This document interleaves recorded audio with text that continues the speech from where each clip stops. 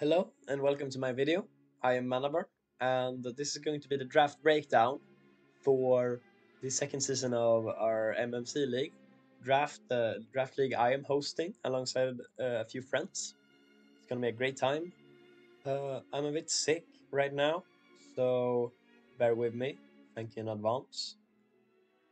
This is a Natex Legacy League with where we're allowing megas, we are banning sea crystals, we're not allowing dynamaxing, and we're not allowing any form of terrestrialization to this time around. Uh, I will most likely not be recording all that games that I will be playing during this season, but each one is a win. So let's get into it. So looking at the draft, we had 120 points to draft 10 or 11 Pokemon. That's a lot in general. And with the Mon pool being so big, it's not going to be a contest. The draft is not going to be a contest about making a good team. Each team will be strong just based on the number of players versus the number of Mons. We have a Mon pool of over 1,000 Mons almost, and we are 18 players. So it's more so about it's not about making a good team. We're trying to make the best team to give ourselves good leeway once we actually start playing. There was when I try to draft my first pick or second pick, I also always want to draft something very speedy. Uh, but there are one exception currently that I've been working with, and that is that if there is a busted Mon that I think is busted, then I will try and draft it. If you want to make the most out of every round. And so, one of the new Pokemon that came from the DLC, the Tail Mask, that I ended up picking, I was fourth in a snake draft format. So I ended up drafting Ursaluna Blood Moon. Now, this is a Pokemon that I've been testing a bit, and it is so difficult to check defensively with the Blood Moon attack, as well as Calm Mind, Moonlight, and then also Vacuum Wave. There are laws like Earth Power, Hyper Voice. You can stub, you can protect. Um, but most of all, like these are the four moves that really define its strengths as a Mon with the hulking stats. If you want a Mon that can 6-0 teams on its own, then this might be it because it can put so much pressure on its back and carry through it. It's also a new Mon, so we get to play around with it. I This is a league that I'm so happy to be doing it because like I get to be surrounded by my people, and so we get to relax and have fun. And there's like I was gonna say there's nothing to play for, but that's not true. It's everything to play for. It's bragging rights, something that I have acquired way too few of recently. Um, but we ended up drafting Ursaluna, and I'm very happy with it.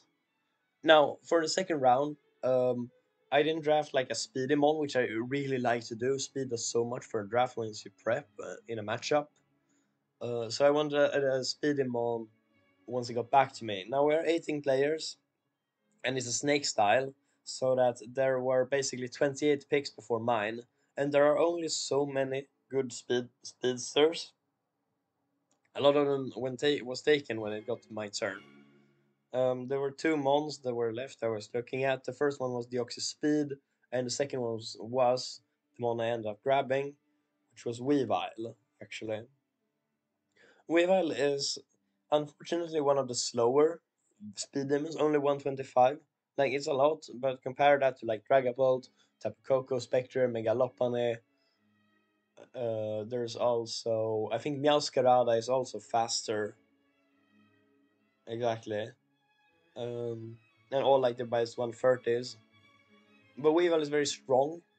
I do like that it it's also as Ursaluna and Weavile together also are really good at like pressuring steel types because we get to wear them down. and a lot of steel types don't get recovery moves, so we really want to put the pain.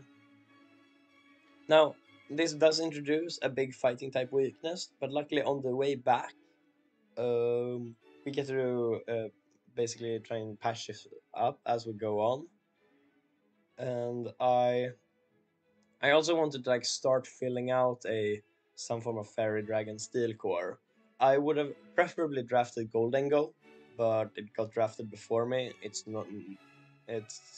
quite reasonable. I think there were like 3 or 4 players that all wanted it that round. But it got taken, and so I was not in any rush to. So I was looking at either Salamence, but I didn't want it. I also wanted a mon that I want like either Staptos or Salamence or Golden Go. Staptos got taken, and there's nothing wrong with Salamence, but I want this next pick would be really good if it could like be a very fat mon that can also pressure bulky water types. That's why I was looking at Zapdos. But it got drafted, and so I was thinking, well, let's get a fighting resist that pressures bulky waters, and also like, well, why not start working on like a Fairy Steel Dragon Core? So I ended up drafting Mega Altaria. There we go. I have not used Mega Altaria myself in a draft. I played with it a little bit in Gen 6 and Gen 7 OU. That's a while ago. But it's got stats, and most of all, it has a great typing. It gets a lot of assists. It is one of those really bulky monsters that can switch into water type attacks, and it sits in front of them. You can either like run a. I think that with the role I have signed Mega Altaria to, I will rarely be dancing with it, just because you don't want to eat those skull burns. But we get to click Toxic, Will-O-Wisp, Hyper Voice Return. It gets fire and ground coverage. It also gets Defog and Roost, as well as the very clever Fire Spin Perish song for the mad lads out there. With this pick, I feel like I have a Steel weakness and a Fairy type weakness. And with that, I was looking at. I want to draft a strong Fire type, preferably, or something that could deal with both. And the other thing I wanted was like one of the really good pivot Pokemon, specifically like bulky water type department. So like Galarian Slowking had gotten drafted already, but I really was looking at Slowbro, Slowking, and Polion. All of them got drafted before me, which is super unfortunate. And then it was like, all right, what good mons are left? What has not been picked? And one of them was Glimora. It also got taken 3 or 4 picks before me. This was a very cutthroaty draft for me because there was not any leeway at all. It felt like compared to last season where we had a lot of people who were quite new and perhaps left things on the board that um, you could argue that is strange, but not here. Everyone did super well. But so the final monster actually on the board when it got back to me was Iron Moth, and then on the wheel back, I also drafted Mew. Uh, So Iron Moth is the fairy type, or is the steel and fairy killer we need. It's a little bit awkward because it's not really a pivot per se. It's more so a sweeper in its own right. But it felt very valuable because we had it at 15 points. And with Weavile as like the speed, it's probably gonna be, it's my speed cap for the draft. It hits 175. But with a booster energy, we can have temporarily like go even faster, as well as just being the 110 speed tier in its base form makes it so that I'm comfortable enough with this. Even though I would like to be even faster. Speed is such a good stat, and through experience has only solidified that opinion, honestly. It also gives us like T-Spiker. It's also just a really good sweeper. So with this, um, sorry, I wanted to draft like a bit more hazard removal. Oh, oops. I want to draft a bit more hazard removal, as well as more hazards. I don't have any form of spikes or stealth rocks. These spikes are hazards, true, but if they have a grounded poison, that they have a very convenient way of just moving them. We want to go like turn for turn.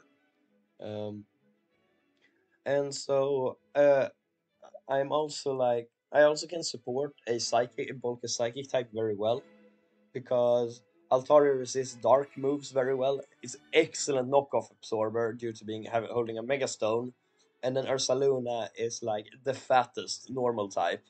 That's also really strong.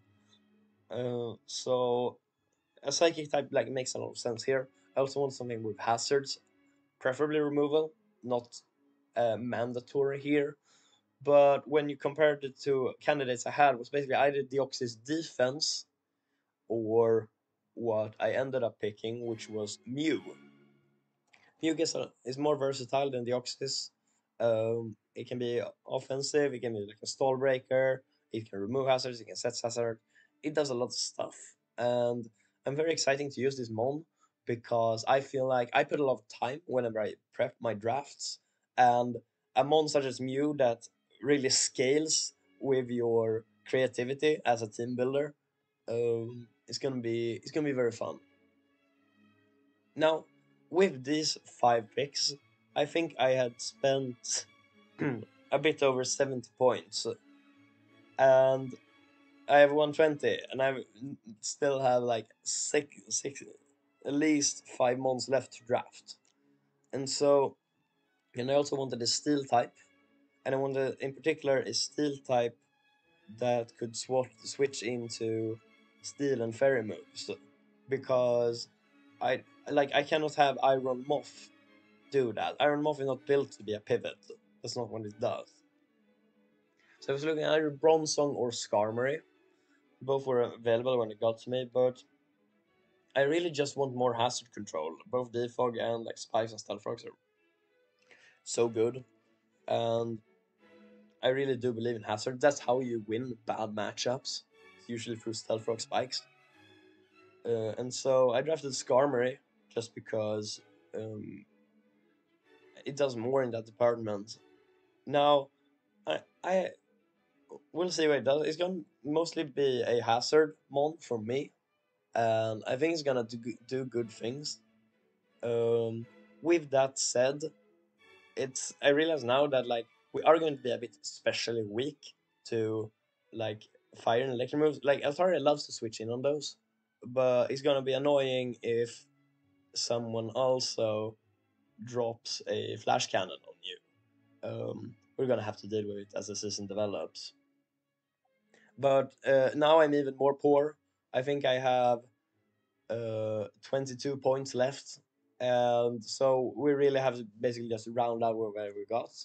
I still don't have a bulky water type, and I don't have a oh, and Ursa. I don't want Ursaluna to be my only electric immune mon, so I ended up drafting Lantern.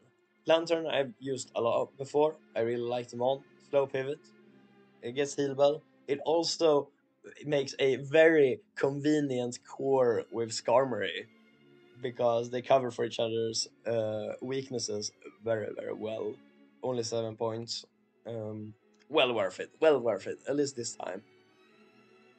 And then also, uh, and then after this, so like I really like the team how it got rounded out.